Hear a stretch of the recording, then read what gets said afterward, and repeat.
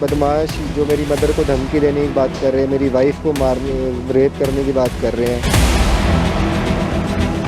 हो सकता है मेरे को आगे जाके गोली ही मार दें कहीं ना कहीं वो। रात को तो अटैक आने के दिल दौरे पड़ने लगे कि मेरे को मार ना दे वो कहीं आके। पिस्टल विस्टल्स जो भी और औजार हो सकते हैं मारने पीटने वाले, जिससे मेरा कुछ भी हो सकता था।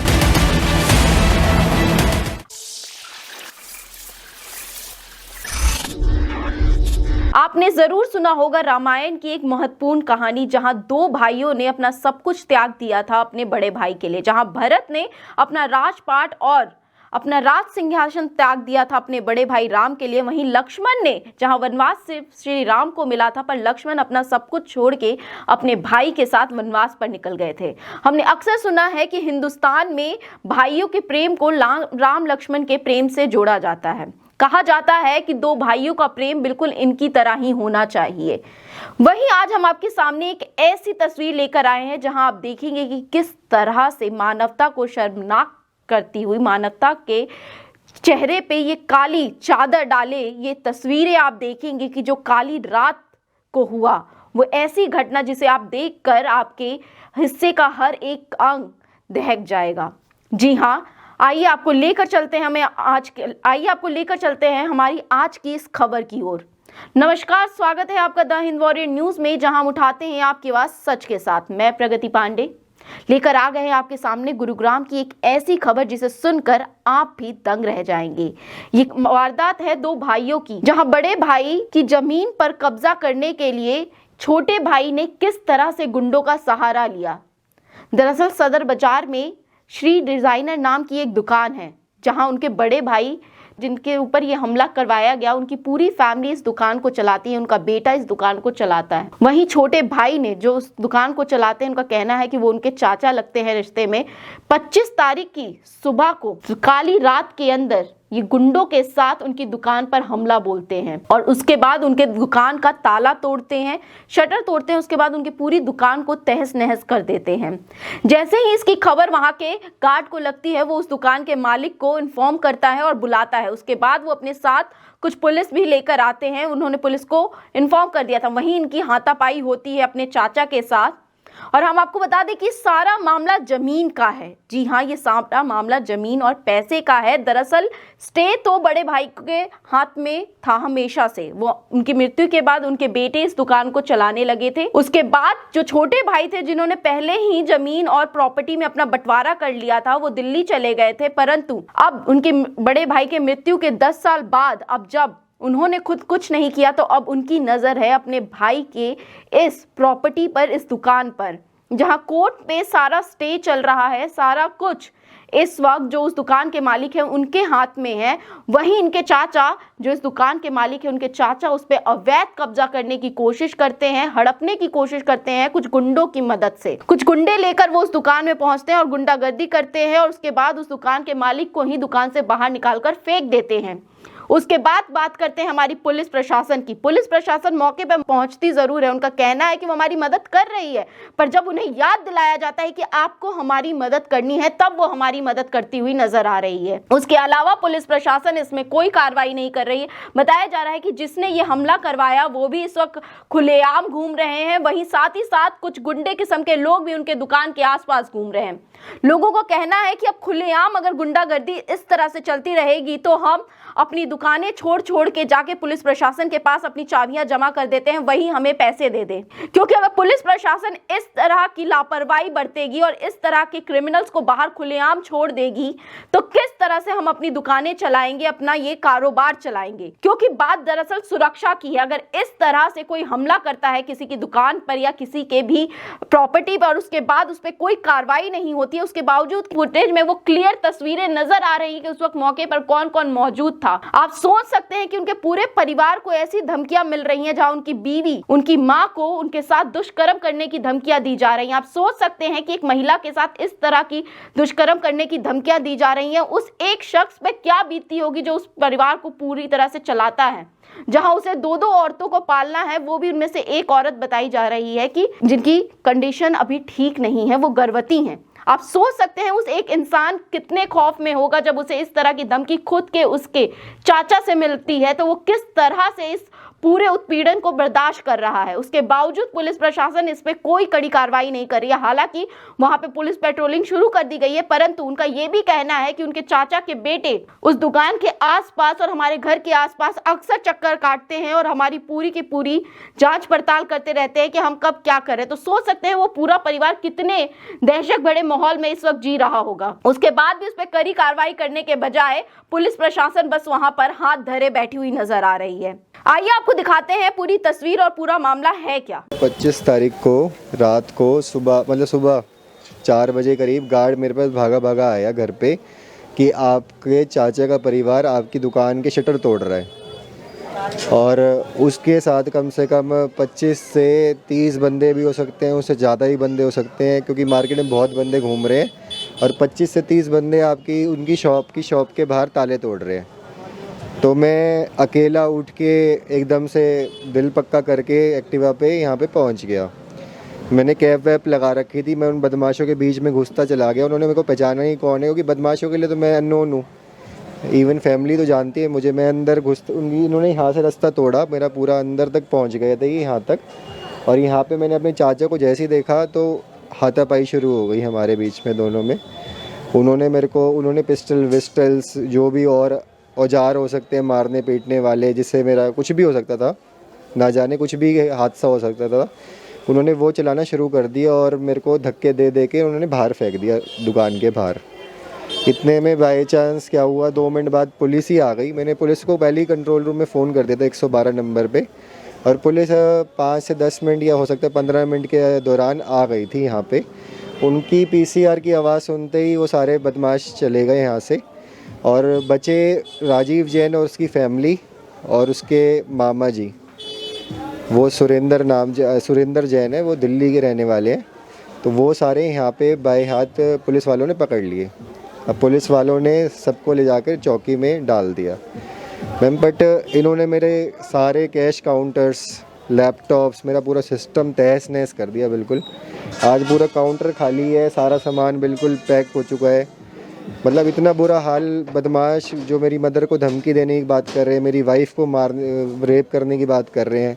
इतना आतंक मचा रखा है इन्होंने यहाँ पे सदर बाज़ार, बीच बाज़ार में, और पुलिस वालों के सामने वो धमकी दे रहे थे, और पुलिस वाले कुछ नहीं कह रहे थे। अब पता नहीं उनको किसका डर था, बदमाशों का डर था, क्या डर था मुझे नहीं पता।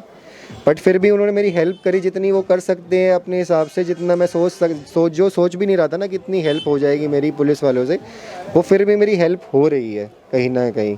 लेट सवेर थोड़ा प्रेशराइज करके कैसे ना कैसे ऐसे हाथ जोड़ के हमने FIR दर्ज कराई। पहले तो ऐसे जो FIR दर्ज नहीं कर रहा था हमारी, बाकायदा हमने लाइव CCTV फुटेज दी है उनको, तब उनको यकीन हो रहा है, तब भी वो आ रहे हैं, चेक कर रहे हैं कि सही है नहीं है क्या है। हमने पूरी लाइव दे दिया उनको, तब जाके FIR दर्ज करी है उन्होंने हमारी।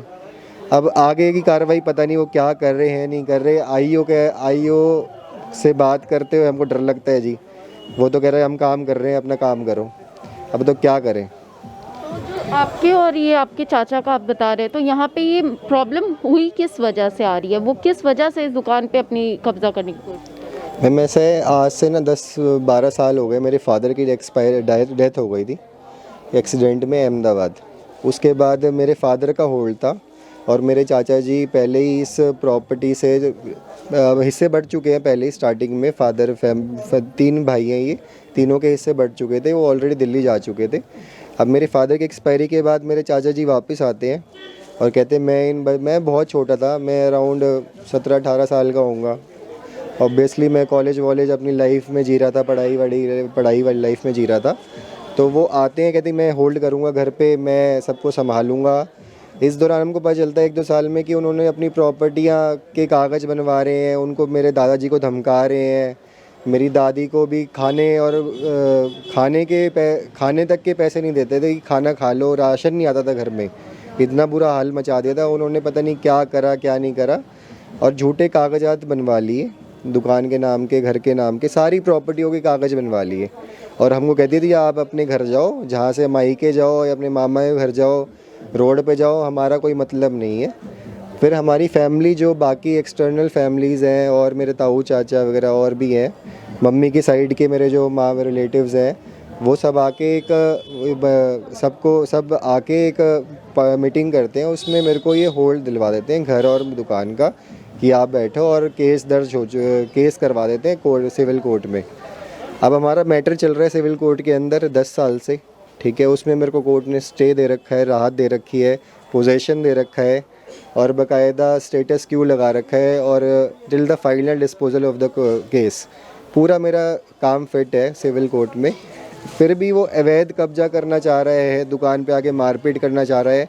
इवन मेरी मदर को तो अब तक रात को तो अटैक आने के दिल दौरे पड़ने लगे कि मेरे को मार ना दे वो कहीं आके। मेरी वाइफ है, प्रेग्नेंट है, उसका भी देखना पड़ता है कि भैया क्या है, क्या होगा उसका, कल वो कुछ हमको हो जाए, उसको हो जाए। मतलब इस वक्त ना खौफ का माहौल हो रखा है पूरे घर में, और ये भी नहीं पता कि आज आके मेरे को कोई गोली मार जाए तो मैं कुछ नहीं कह सकता। इतना बुरा हाल है प्रशासन का। देखो अब देखो, हम तो यही विनती करते हैं कि प्रशासन हमारी कार्रवाई पूरी करे, उन पर डकैती का मुकदमा दर्ज करे अच्छे खासा। अब वो तो सोच रहे हैं कि छोटी मोटी धाराएं लगा दी पुलिस वालों ने तो हम बच के आ जाएंगे आराम से।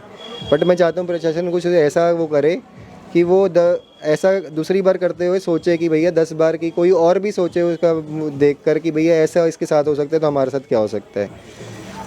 हरकत उन्होंने की है, उसके बाद क्या पुलिस ने उन पर कोई कार्रवाई नहीं की, कोई कड़ी कार्रवाई नहीं की? इस वक्त वो क्या बाहर हैं या जेल में है, क्या कंडीशन है अभी इस वक्त? जी वो तो बाहर घूम रहे, अभी भी उनका बेटा यहाँ पे देखता हुआ घूम रहा था। जो साथ था उस दिन रात को, इवन सीसीटीवी फुटेज के अंदर भी वो साथ क्लियर दिख रहा है कि उनका बेटा साथ में एक्टिवा पे आया है। बट अभी तक मेरे को लगता नहीं, जिस हिसाब से वो बाहर घूम रहे हैं, कि मेरे को कोई कार्रवाई लगती दिखाई नहीं दे रही। मैं तो बहुत अपील कर चुका हूँ, अभी SHO साहब से मिल के आया था, कल भी मिल के आया हूँ, रात दिन मिल रहा हूँ और रिक्वेस्ट ही कर रहा हूँ। देखो हम तो रिक्वेस्ट कर सकते हैं, काम तो प्रशासन से नहीं करना है। हम तो हाथ जोड़ सकते हैं, पैर पकड़ सकते हैं, और हम कर क्या सकते हैं? हम तो ज़्यादा से ज़्यादा अपनी कहते कंप्लेंट दर्ज करा सकते हैं, उनसे हाथ जोड़ के विनती कर रहे हैं जी। हम तो पूरा परिवार विनती जा के विनती कर रहे हैं कि हमारी ये पूरी जितनी भी हमारी कंप्लेंट्स हैं, मांगे हैं, जो हमारा नुकसान हुआ है, कम से कम वो तो पूरी कराओ। और जो आगे सोचे ना, ऐसे बाज़ार में ऐसे खुले आम बदमाश, मैं भी किसी की दुकान में जाके डाका डाल लूँ तो 10 बार सोचूँ ना चीज़ क्या है, कि सही है गलत है क्या है। कोई और आके तो कोई भी आके अब आके डाका डाल सकता है। हम तो भाई सेफ़ नहीं है, ताले भी लगा रहे हैं, पागलों की तरह लगा रहे हैं। हम तो चाहते हैं कि चाबी भी हम SHO साहब के पास रख दें, आप ही कर लो, आप ही पैसे दे दो हमें काम करने के। ऐसी हरकत इन्होंने पहली बार किया, इससे पहले भी वो इस तरह की धमकियां या कुछ करते थे? जी धमकी तो काफ़ी बार आई है हमारे पास, बट हमने कभी सोचा नहीं। चलो इंसान बौखलाहट में बहुत चीज़ें बोल जाता है, बट ये तो फर्स्ट टाइम है कि मैं ऐसा लाइव एक्सपीरियंस सदर बाज़ार में अपने साथ देख रहा हूँ। बाकी पता नहीं, देखो होता होगा दुनिया में चीज़ें, कभी दिल पे जिसके और बीतती है जी उसको पता चलता है कि क्या है असली क्या नहीं है। दुनिया की हम देखते थे, हम सोचते थे कि ये ऐसे ही है, मजाक हो रहा है, फेक भी हो सकता है। बहुत चीज़ें होती थी हमारे दिमाग में कि भैया हम नहीं सोच सकते कि ऐसा हो सकता है दुनिया में। बट फर्स्ट टाइम मेरे पे बीती है ना ये चीज़, मेरी मदर पे बीती है। मेरी मदर को रेप करने की कोशिश की धमकी दे रहे हैं कि उठा के फाड़ देंगे, फेंक देंगे, मिलोगे भी नहीं कहाँ पे गए। मतलब ऐसी ऐसी धमकियाँ नॉर्मली बंदा, सही बंदा तो दे नहीं सकता। देखो कोई बहुत ही ताकतवर हो या कोई बदमाश, हाई लेवल का बदमाश हो, वही दे सकता है जी हमारे हिसाब से तो ये चीज़ें। पहुँच या वो वैसे करते क्या है, अगर वो इस दुकान के अलावा उनकी ऐसी क्या काम करने का, उनका क्या करते हैं वो? जी 10 साल हो गए हमारे परिवार का ये काम करते हुए। उसने तो आज तक मेरे हिसाब से कुछ नहीं किया। वो यहाँ पे घूमता रहता है पूरे टाइम, हमको देखता रहता है, जगह जगह बैठता रहता है, कुछ गलियों में घूमता है, हमारे घरों के आसपास घूमता रहता है, इंक्वायरी करता रहता है क्या कर रहा है क्या नहीं कर रही है। बस यही काम है जी उसका, और कोई काम नहीं है। उसने आज तक ना कोई बिज़नेस सेटअप करा 10 साल में कि चल भाई हिस्सा, बट अलग अलग हो चुका है, अलग से सेटअप करना शुरू करे, कुछ नहीं करा। वो उसका बेटा दोनों बदमाशों के साथ बैठना उठना 24 घंटे। अब हमने लाइव एक्सपीरियंस देख ही लिया जी, इससे बड़ा क्या बदमाशी देखूँगा मैं दुनिया में। गुड़गांव में ऐसी खुलेआम सदर बाज़ार के अंदर बदमाशी ऐसी हो रही है तो भैया बहुत हाई लेवल के गुंडे हैं, वो बदमाश है। हो सकता है मेरे को आगे जाके गोली ही मार दें कहीं ना कहीं वो।